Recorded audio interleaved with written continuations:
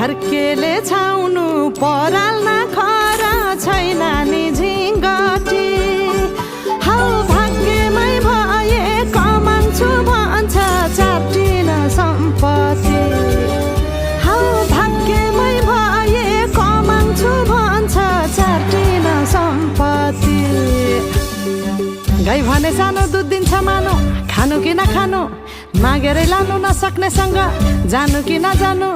धन सुक्यो रातले फकान्छ काफले जानु कि नजानु